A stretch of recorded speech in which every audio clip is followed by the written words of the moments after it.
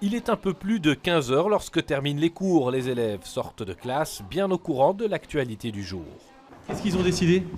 Qu'ils allaient fermer les écoles la semaine prochaine. Bonne ou mauvaise nouvelle pour toi? Plutôt mauvaise. Enfin, on n'est pas content du Covid, mais le fait de pouvoir rester chez nous et un peu nous reposer et tout, on est content. Je trouve que 3 semaines, c'est un peu beaucoup pour des vacances. Et surtout, on ne voit pas les amis, etc. Genre, pour les CE1D, ça va un peu être dur pour certaines personnes, quoi. En salle des professeurs aussi, certains s'inquiètent d'une forme de décrochage 2.0. Il y a des élèves qui sont hyper motivés, qui vont vraiment prendre toutes les informations qu'on leur donne quand c'est à distance ou en facultatif. Tandis qu'il y a des élèves, dès qu'on leur dit c'est facultatif, ils ne vont pas le faire. Déjà, c'est ceux qui d'habitude ne font pas tout leur travail correctement. On a toujours un programme et j'aimerais bien l'avoir terminé, en fait. J'avais encore des trucs chouettes aussi prévus qu'on ne puisse pas faire maintenant, mais c'est aussi les élèves qui sont déjà en difficulté.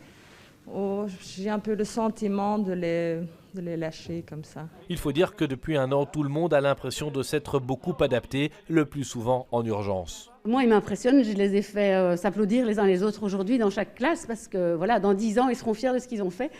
Voilà, je suis un peu émue, mais je suis très très fière des élèves et je trouve qu'il n'y a pas beaucoup de reconnaissance pour leur façon de s'adapter, ni celle des profs. Dans son bureau, la directrice attend les ordres officiels. Elle gérera comme elle le fait depuis mars dernier en cherchant des solutions. Mais moi, j'ai envie d'être confiante et optimiste. On n'arrête pas de nous dire que si on prend toutes ces mesures maintenant, c'est pour garantir le retour le 19 avril. J'ai l'impression d'entendre un petit peu moins souvent parler du retour à 100%.